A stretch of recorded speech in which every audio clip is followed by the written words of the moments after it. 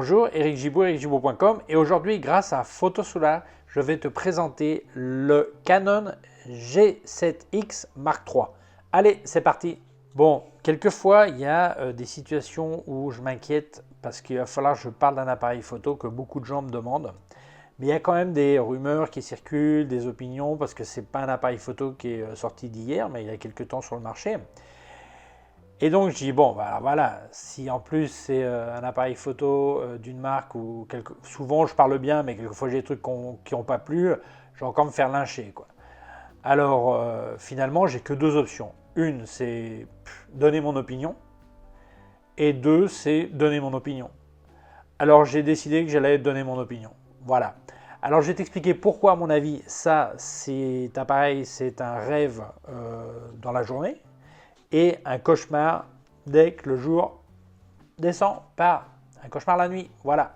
Allez, je continue. Bon, alors je vais te parler un petit peu des données techniques, je vais te passer quelques photos que j'ai faites. Je n'en ai pas fait beaucoup parce qu'il fait un temps horrible, il pleut sans arrêt. D'ailleurs, j'ai même fait des photos de gouttes d'eau sur le pare-brise pour te donner une idée.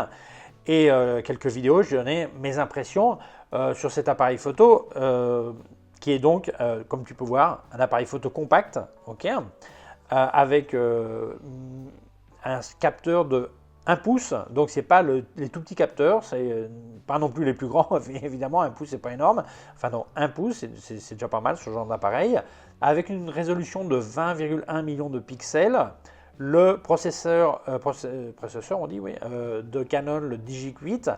Alors si tu connais pas le 7 ni le 9, ça va rien te dire, enfin c'est le Digic-8 pour que tu le saches, enfin il est pas mal, ça va, ok. Alors, l'esprit de cet appareil photo, c'est vraiment pensé pour appareil photo à avoir dans la poche, pour le voyage, mais aussi le vlogging, les youtubeurs et tout ça, c'est vraiment pensé dans ce style. Alors, ça fait de la vidéo, alors 4K, ça a une entrée microphone, une entrée micro ici, donc un vrai micro. Par contre, il n'y a pas de griffe de flash pour mettre ton micro si tu le mets dessus. Donc si tu as un micro-cravate comme là, comme ce que j'ai, tu pourrais le brancher dessus, il n'y aurait pas de problème.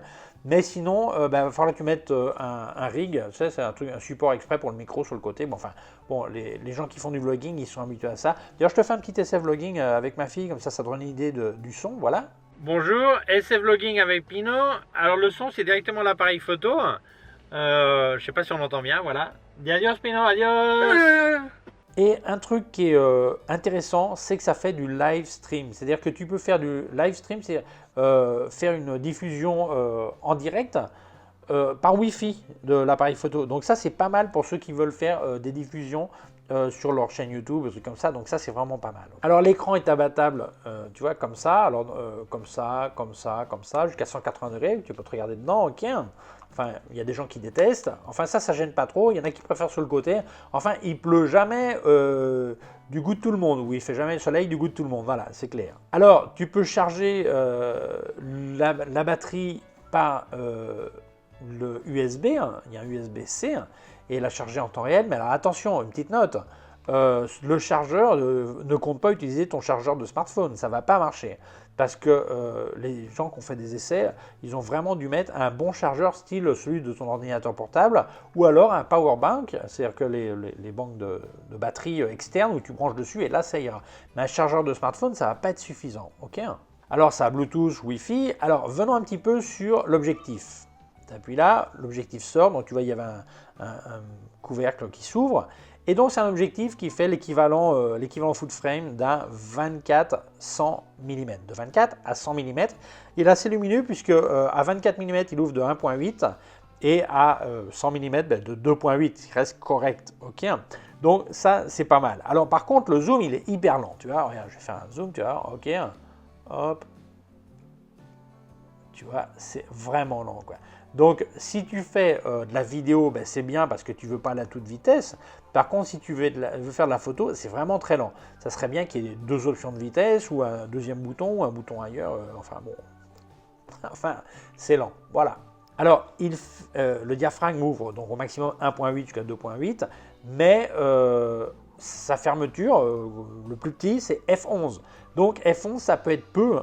Et c'est pour ça qu'il y a un truc qui est vraiment bien, ils ont intégré des filtres ND qui vont couper la lumière. Donc, c'est vraiment, ça c'est bien que ça soit intégré là-dedans. Alors, cet appareil photo est considéré, ce qu'on dirait, un compact expert, quoi, comme on dit. Hein, pas ni débutant, ni pro, mais, enfin, expert pro, enfin bon, c'est pour moi pro, c'est le mec qui utilise l'appareil, hein, c'est pas l'appareil. Mais, enfin bon, c'est un peu cette gamme, quoi. Donc, c'est pas un truc pas cher, hein, ça coûte dans les pratiquement 800 €. Okay, alors, il y a un stabilisateur de 4 stops, 4 diaphragmes de stabilisation, c'est pas mal. Et surtout que sur ces petits capteurs, c'est pas vraiment un problème, le mouvement, ça se voit pas autant que sur un gros capteur. Deuxièmement, comme c'est un compact, il n'y a pas un miroir qui bouge et tout, tu peux vraiment descendre pas mal la vitesse sans avoir à bouger. Alors évidemment, si c'est une photo d'action, tu ne peux pas descendre autant la vitesse. Mais si tu es dans un musée, par exemple, tu peux descendre un quart de seconde, hein, ça ne va pas être un problème, hein, ça ne va pas être bougé. Hein. Donc je pense que c'est suffisant ce qu'ils ont mis dedans. Voilà. L'autofocus, jusqu'à 31 points. Alors, détection de visage. Il y a aussi la possibilité de faire une mise au point manuelle parce qu'en fait, je vais t'expliquer là, cette roue, c'est pour le diaphragme et là, cette roulette, c'est pour cette molette, c'est pour la vitesse. Tu peux aussi les inverser, ok? Mais tu peux aussi le gérer depuis ton écran. Par contre, l'autofocus, alors il y a détection de visage, mais c'est un autofocus par contraste. Et eh bien, dans la journée, ça ne marche pas toujours. Et de nuit, c'est carrément une catastrophe, quoi. C'est une catastrophe de chez catastrophe, quoi. Donc, tu as l'option de faire une mise au point manuelle. Mais dans ce cas-là, tu vas utiliser la même roulette, la même molette, ok, que le diaphragme. Donc, tu vois déjà où j'en viens. Voilà. Donc, tu appuies à mi-gaz et là, tu peux toucher la roulette, ok, la molette, pour faire une mise au point manuelle, même avec un grossissement. Alors, problème, si jamais d'un coup, tu lèves le doigt, tu tournes, bah, tu viens de changer ton diaphragme. Enfin, une usine à gaz. Ok, pour moi, une usine à gaz. Alors, le focus picking, eh ben, c'est bien parce que comme cet appareil photo, il te permet de faire une mise au point à grand angle depuis 5 cm et à 100 mm jusqu'à à partir de 40 cm, tu vas pouvoir faire des photos de produits, des premiers plans, trucs comme ça. Alors, pas vraiment de la macro, mais du proxy, comme on dit. Et si tu veux que la mise au point soit complète, eh bien, ça t'intéresse d'avoir plus de profondeur de champ. Le fait de pouvoir faire du focus bracketing, ça va te permettre de faire plusieurs photos et après les assembler, et donc tu auras plus de profondeur de champ. Alors aussi, pareil, quand tu fais la mise au point manuelle, tu as focus picking pour te dire où la mise au point est faite. En fait, un grossissement, voilà, pour voir. Mais enfin, pour moi, c'est un truc qui c'est hyper lent et c'est pas pratique. Ok. Alors les ISO vont depuis 125 ISO jusqu'à 12 800 ISO. Alors je te passe les photos. 12 800 ISO, ils sont optimistes, ok? Donc tu regardes là, je pense que jusqu'à 1600 ISO, c'est complètement exploitable. À 3200 ISO, c'est sauvable, juste. Hein. Et au-dessus, c'est vraiment pas bon, quoi. Donc, est-ce que c'est un problème? Ben, pour moi, non. Il y a certains qui veulent peut-être du 40 millions d'ISO clean. Mais je pense que 1600 ISO sur ce genre d'appareil, en plus où tu peux descendre pas mal la vitesse parce que tu n'as pas de problème de mouvement, sauf si c'est un truc d'action, je pense que c'est suffisant, tu vois. Donc, moi, les ISO, je les trouve corrects. Ce n'est pas des super ISO, mais moi, ça me semble correct. Voilà. Alors, l'obturateur mécanique, il va de 1 seconde jusqu'à 1 demi-millième de seconde. Donc tu vois l'importance des filtres ND, parce qu'un demi-millième de seconde et tu fais un maximum à F11, ça risque d'être court, tu vois. Donc c'est bien qu'il y ait des filtres ND. Donc le mécanique de 1 seconde jusqu'à 1 demi-millième de seconde, l'électronique de 30 secondes jusqu'à 1,25 600 millième de seconde. Donc c'est un peu bizarre ce chiffre, mais enfin bon, c'est le chiffre, ok. En vidéo par contre, l'obturation c'est de 1/8 de seconde jusqu'à 1/2 de seconde. Alors je sais pas pourquoi, parce que l'habituel en vidéo c'est de faire le double de ton nombre d'images par seconde. Si tu as 25 images seconde, tu vas faire une obturation ou un 50e, enfin peut-être pour des effets, n'importe quoi, enfin bon, ils auront leur raison de le faire. Après tu as le mode bulbe en laissant le doigt appuyé, ok. La gestion des couleurs, alors surprenant, ils ont sRGB, RGB comme tu veux, mais ils n'ont pas Adobe RGB, Adobe RGB, j'ai pas vu, et sur les informations techniques sur Canon non plus, donc je sais pas pourquoi, enfin s'il n'y est pas.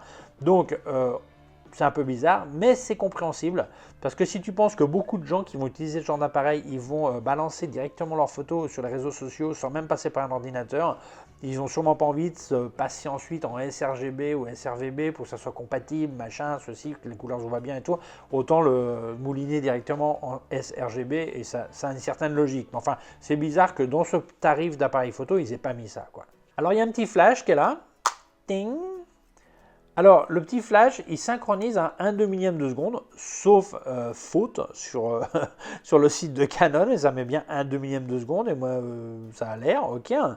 Par contre, comme il n'y a pas de griffe de flash, si tu voulais un flash externe, il faut que tu utilises le flash. Alors, je vais dire le modèle, le HFDC2 de Canon, que tu mets sur le côté. Alors, il fallait mettre, ça vient avec un support aussi. Alors, c'est un flash qui fait quand même 190 €. Alors, ça fait un peu lourd la blague. Donc, ça aurait été bien qu'il y ait une griffe de flash pour pouvoir mettre un flash dessus ou un déclencheur pour un flash externe. Enfin, bref. Alors, en parlant du flash, comme tu vois, il est là. Donc, il n'y a pas de viseur sur cet appareil. C'est seulement l'écran. Alors, il n'y a pas de viseur sur son frère, le G5X, ou je ne sais plus comment il s'appelle, de Canon. C'est là où il y a le viseur qui sort. Ok, mais là, il n'y a pas de viseur. Donc, tu vas être tout le temps sur l'écran, comme si c'était un smartphone, avec la différence que tu peux l'orienter et tout ça. Par contre, une photo ras du sol, par exemple, un smartphone, bah, tu dois te coucher par terre. Tandis que là, bah, tu le mets comme ça et puis tu peux voir. Voilà, ok, donc c'est la différence. Alors évidemment, il y a les effets photographiques que dont beaucoup de gens raffolent. Alors, les looks et tout ça, enfin moi je n'utilise pas du tout, mais enfin ils sont là, si tu en as besoin, ils sont là. Alors la rafale, eh bien 20 images secondes, je dis waouh, 20 images secondes, oui mais attention, mise au point sur la première photo et le reste, bonne chance, ok. Alors j'exagère un peu, moi j'exagère non, mais c'est pas les seuls, hein. Il y a d'autres marques qui quand ils ont les super hautes rafales, la mise au point se fait sur la première photo et puis après la rafale continue et l'autofocus est débrayé, ok. Par contre, si tu veux avoir l'autofocus sans arrêt, eh bien, ça descend à 8 images secondes. C'est amplement suffisant pour la clientèle de ce genre d'appareil, à mon avis. Alors, question que beaucoup de gens pensent quand ils voient une compacte, ils pensent qu'il n'y aura peut-être pas de RAW. Alors oui, ils ont le RAW, le C-RAW et aussi le JPEG. Ok, donc pas de problème, tu pourras jouer comme tu veux. Alors, on en vient à la vidéo. Ça fait de la vidéo 4K à 25 et à 30 images secondes. Alors, c'est surprenant qu'il n'y ait pas le 24 images secondes. Alors, en Europe, on s'en fiche un peu parce que comme on utilise des multiples de la fréquence 50 Hz qu'on a à cause du scintillement des lumières, c'est pas un problème. Par contre, les pays comme les États-Unis ou certains pays d'Amérique du Sud ou pas mal de pays qui sont à 60 Hz, ils utilisent le 24 images secondes pour faire un look cinéma. Et à mon avis, ça c'est une grave erreur parce que énormément de gens qui seraient un petit peu la clientèle de ce genre d'appareil photo utilisent un look ciné pour leurs vidéos sur YouTube, leurs histoires, trucs comme ça. Donc ils veulent du 24 images secondes et le 24 images secondes n'est pas présent ici en 4K, mais non plus en Full HD, il n'y a pas de 24 images secondes, jamais. Ok. En Full HD, tu peux faire du 120, 100, 60, 50, 30 et 25 images secondes. Donc tu peux faire de la caméra lente assez intéressante, donc c'est pas mal en Full HD. Et après, tu peux aussi faire un truc très intéressant, c'est de la vidéo en verticale. Alors c'est une hérésie pour la plupart d'entre nous, mais si on se met au goût du jour, n'oublie pas que beaucoup de gens veulent des vidéos courtes pour les histoires sur Facebook qui sont souvent en verticale, ou même les histoires sur YouTube qui en a aussi, sur TikTok, sur Instagram, tout ça. Donc pouvoir faire de la vidéo en verticale, c'est vraiment un truc excellent pour la clientèle de ce genre d'appareil photo. Voilà. Alors le temps d'enregistrement en 4K c'est 10 minutes et en Full HD c'est 30 minutes. Alors ça semble peu, ben oui, non seulement c'est peu, 10 minutes, mais surtout que beaucoup de gens ont revendu cet appareil ou ont arrêté d'utiliser cet appareil parce qu'il y a des gros problèmes de surchauffe. Ça veut dire que moi, j'ai pas eu de problème de surchauffe. Pourquoi? Parce qu'ici, en ce moment, il fait 10 degrés. Là, il reneige sur le TID aux Canaries, pour aux Canaries. Donc, j'ai pas le problème. Par contre, dès qu'il fera chaud, ben, apparemment, il y a des problèmes. Donc, en Full HD, ça n'a pas l'air d'être aussi grave. Mais il y a des gens qui, en 4K, ils font leur vidéo, petit tour vidéo. Et même si ça fait 10 minutes maximum, après 15 minutes, en rajoutant des petits bouts, tu vois, t'arrêtes, tu redémarres, t'arrêtes, tu redémarres, et après 15 minutes, il fallait qu'il laisse refroidir 1 heure, quoi. C'est du délire, quoi, du délire. Donc, il y a des gros problèmes de surchauffe sur cet appareil. Alors, comme je disais avant, il y a une entrée micro, je ne sais plus si je te l'ai montré, ok, elle est par là, ok, l'entrée micro, ok, alors il n'y a pas de griffe pour le mettre, mais enfin, si tu as un micro-cravate, ben, tu fais comme moi, tu l'accroches, et puis sinon, tu as toujours ce que beaucoup de vlogueurs utilisent, c'est un truc en L, et puis tu as le micro sur le côté, donc à mon avis, ça, c'est pas un problème, parce que s'il y avait une griffe micro pour mettre le micro, une griffe flash pour mettre le micro, on dirait que l'écran, ça cache l'écran, donc bon, on n'est jamais tous d'accord, voilà, donc enfin, bon, tu le sais, il n'y a pas de griffe flash pour mettre le micro, mais en fait, tu as une prise, c'est quand même... L'important, c'est la prise quand même. C'est quand même l'important, la prise. Ok. Alors, GPS, tu peux connecter l'appareil à ton smartphone et utiliser le GPS de ton smartphone. Donc, bah, c'est logique. Tu regardes des gens, ils ont un smartphone dans la poche, ils connectent le GPS. Alors, ça va peut-être bouffer la batterie. Hein. Enfin bon, c'est possible. Donc, ça me semble logique qu'ils n'aient pas mis le GPS dans l'appareil, utiliser le smartphone. Enfin bon, ça ne va pas plaire à tout le monde, mais enfin, c'est ce qu'il y a. Ok. Alors, connexion USB, hein, comme je disais, et connexion HDMI, hein, c'est par là, voilà, ok, micro HDMI et USB-C. Hein. Alors, tu peux effectivement charger l'USB directement ici, la batterie directement par là, mais Canon a bien mis un vrai chargeur aussi où tu peux mettre tes batteries, sortir la batterie de dedans. Alors, c'est une toute petite batterie qui est là, hein, ok, voilà, hop.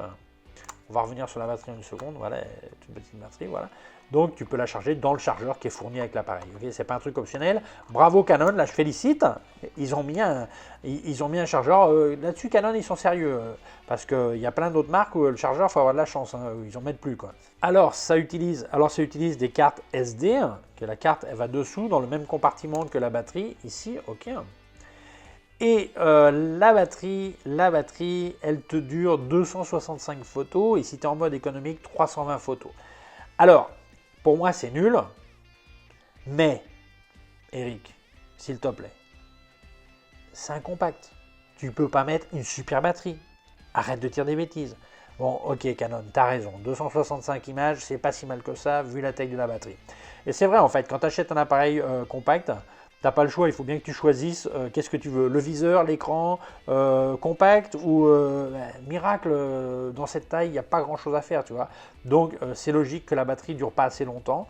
Il n'y a pas le choix, voilà. Mais est-ce qu'ils peuvent faire mieux? Ben oui, ils arriveront les 265, s'ils font mieux, ils arriveront à 300, mais ça, c'est logique, ça me semble logique, c'est correct, ok. Alors, les pour, les contre, mon avis et tout ça. Alors, la prise en main est pas mal, vu la taille, hein. Attention, si tu as des paluches énormes, ça va pas être bon, quoi. Mais enfin, c'est pas mal vu la taille de l'appareil. C'est pas aussi, le grip est pas aussi bien que sur son frère, sa soeur ou son frère, comme on l'appelle, le G5, tu vois. Mais c'est pas mal. Alors, par contre, ce qui est pour moi une usine à gaz, c'est l'utilisation voilà, enfin j'ai dit avant, hein, ok. Mais sinon, la mise les boutons sont ok, placés, ça va, ok. La synchro flash au 1/2 millième, ça me semble excellent. Les filtres ND intégrés, ça me semble aussi excellent, c'est très bien. Le fait de pouvoir faire du live stream, c'est-à-dire de diffuser en direct en Wi-Fi, ça me semble excellent. Donc, tu vas pouvoir faire la sortie directement. Ça, c'est super. Alors, les contres. L'absence de griffe de flash. Enfin, c'est un choix. Ok, que j'ai avant, c'est dommage, mais enfin, il n'y a pas trop le choix. L'absence de viseur, ben ouais, tu peux acheter un autre modèle chez Canon qui a un viseur, donc tu ne peux pas tout avoir non plus, ok. Pour moi, le pire, c'est l'autofocus, qui est vraiment une prise de tête, mais vraiment une prise de tête. C'est-à-dire que quand ça patine, quoi. Il n'y a pas moyen.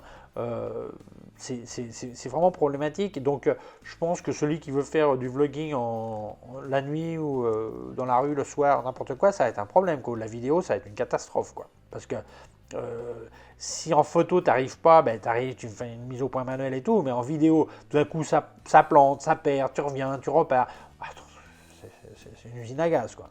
Les contres, qui n'est pas 24 images secondes, moi ça ne me dérange pas, mais énormément de gens, ça va être un problème pour eux. Ok, il y a pas mal de Canadiens, Québécois qui voient la chaîne et ils savent que eux ils sont en 60 Hz, donc ils sont intéressés par 24 images secondes. Eh bien ça c'est pas à bord. Ok.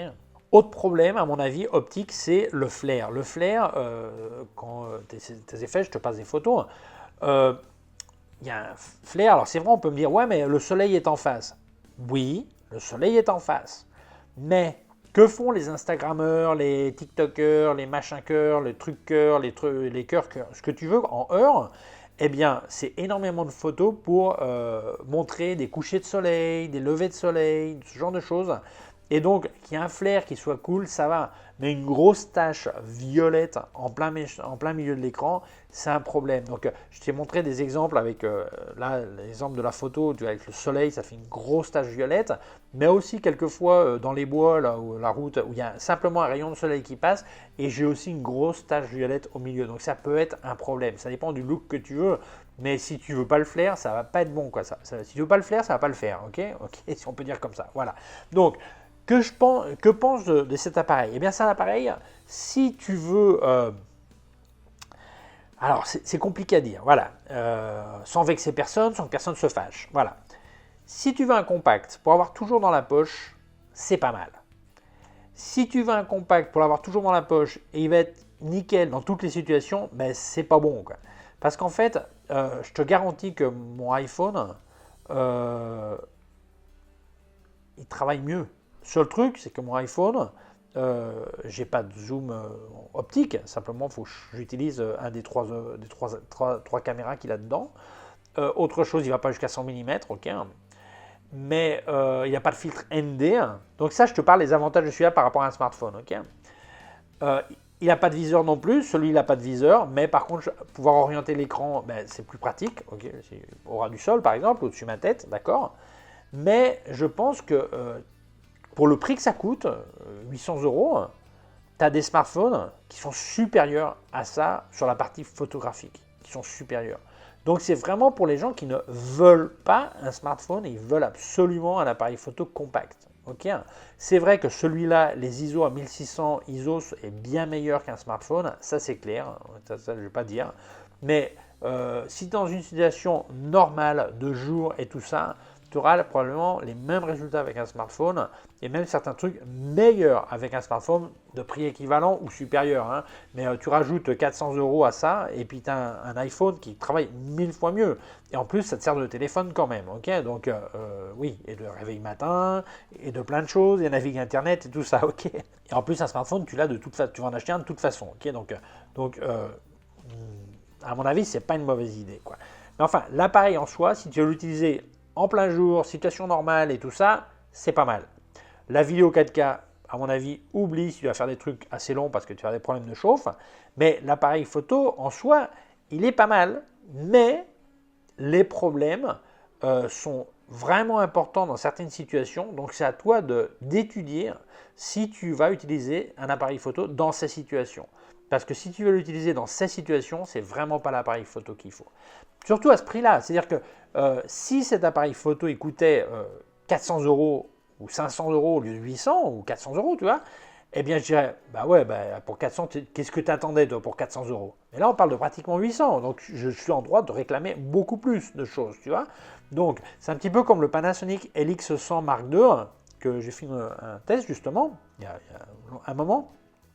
Et je lui reprochais que la qualité optique n'était pas forcément là dans les coins et tout ça, mais son prix a chuté énormément. Donc maintenant, au prix où il est maintenant, tu dis, ah ben là, oui, tu vas pas pleurer pour ce qu'il te demande, quoi.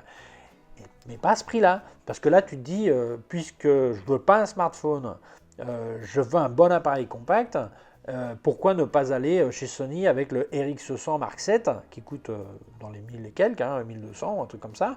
Mais ça fait plus, mais tu dis, ouais, mais il va mieux, tu vois, il va mieux. Donc ça, c'est vraiment le gros débat, là, le gros doute, tu vois. Donc, est-ce que je peux le recommander? Eh bien, je recommanderais, ouais, comme je viens de dire, dans certaines situations et dans d'autres, à fuir, quoi. Voilà, c'est ça.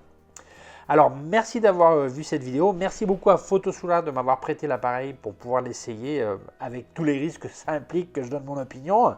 Merci donc d'avoir vu la vidéo. Si tu penses que ça peut intéresser d'autres personnes, je t'invite à la partager sur les réseaux sociaux. Si tu ne l'as pas encore fait, je t'invite à t'abonner à ma chaîne YouTube. Il y a un petit bouton par là et une clochette. Si tu appuies sur la clochette, tu recevras un avis quand je monte une nouvelle vidéo.